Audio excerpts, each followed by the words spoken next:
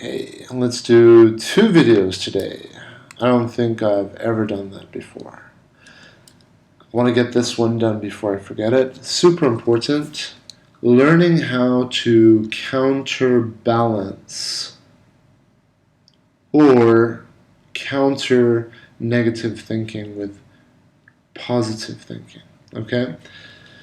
At the core of this is you basically turning into your own coach, you not being a victim anymore, because when you're in a victim sort of mentality, you're always going to kind of be falling. Whereas if you can when you can get to the point in your healing where you go from being a victim mentality to standing up for yourself mentally, being your own coach, being your own, I like to think of it as a lawyer, okay? So it's like you're going to have a negative thought, which is maybe the other group, and then you're going to stand up and argue against the negative thought.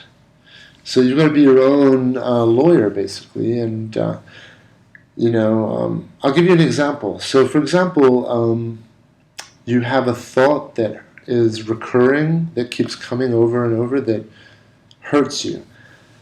First of all, how do you observe thoughts? This is a good question because it's hard to observe your thoughts. Most of us are being dragged along by thoughts and we're not even aware of what we're thinking. How to observe the thoughts? Thoughts are linked to your feelings. So when you feel emptiness, boredom, loneliness, anger, happiness, whatever it is, whatever you feel is always connected to what you're thinking. So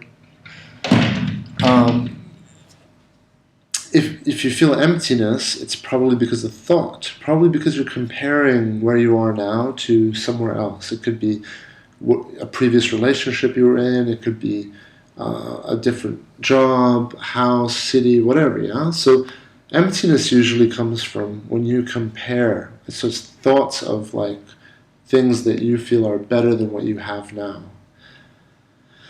Okay, so that's emptiness. Depression can be that.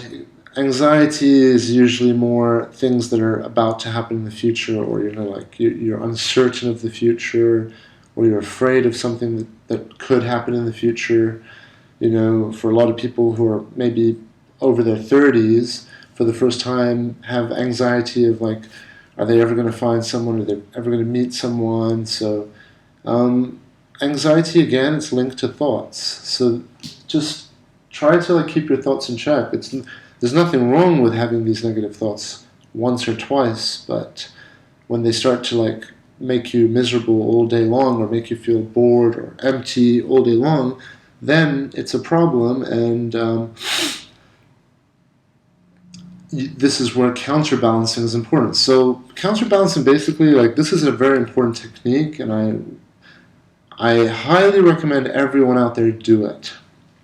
It helps. Basically, it's the second major technique that I use in journaling. By the way, excuse me if I'm a bit out of breath. I just had one of the most difficult training sessions ever, and it was really good, but I'm a bit tired. So yeah, counterbalancing is a form of journaling. I like doing lists of gratefuls, and counterbalancing is more powerful.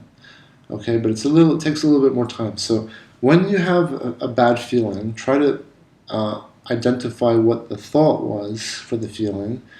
Then go ahead and write it down. So you write down negative thought, and then you put down what the negative thought was, and then now is your time to do some training. This is healing. This is healing work. So if you want to heal, if you want to become stronger, this is the work you have to do. So you have the negative thought. Cool. Now you've identified it. Now you've got to throw 3 counter arguments to the thought. And you've got to come up with them yourself, because they have to be believable by you. And you might not be able to think of them immediately, but maybe in time, more and more of your wisdom, or judgment will come in, where you'll be able to like think more logically and then come up with really good arguments against the negative thought.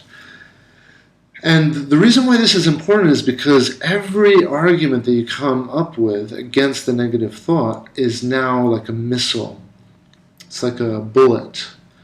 And the more of these bullets you can accumulate, the better. Because when in the future you feel miserable again, then you can come back to your journal, or you'll remember, oh yeah, this is the same thought that I'm having over and over again.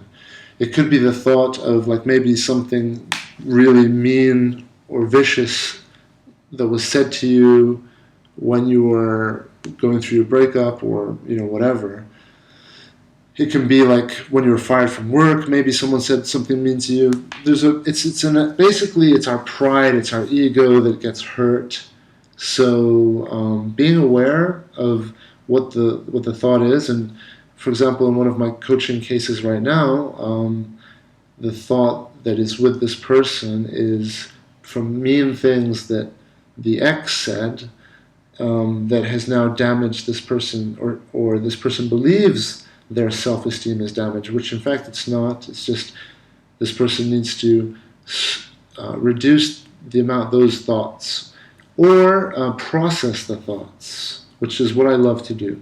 Because I don't think that you can stop negative thinking, and I don't think that's the way to do it, because you're never going to stop it.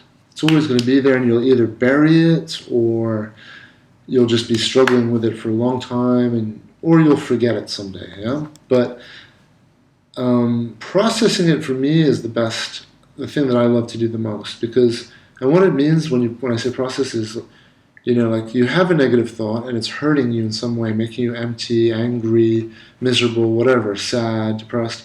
So that thought basically is, you've got to give that thought less energy. And one way to do that, or to process the thought, the way to process the thought is the reason why the thought is hurting you is because you believe the thought. So now you're going to have to come up with 3 arguments, or even more, that you believe that will stand up against this thought. So kind of like a lawyer standing up against the negative thought, or a coach. So you got to be your own coach. So in this person's case, the negative thought is just mean things that was said, and now this person has believes those thoughts, and now our work is to come up with counter arguments. And I just was experiencing this recently, and it's not difficult. You come up with logic. It's always going to be in logic. You've got to always look to logic for this, and then you come up with arguments, and then every time the thought comes back again, you'll remember your arguments.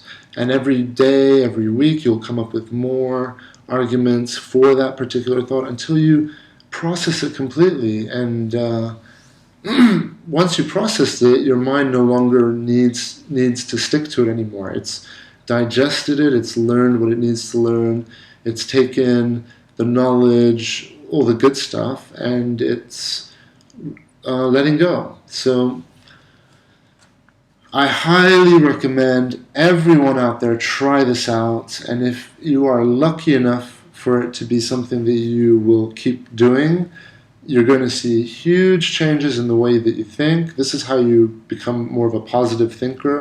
When someone will tell you stuff that's negative, you'll be able to identify it and then say no, in your mind.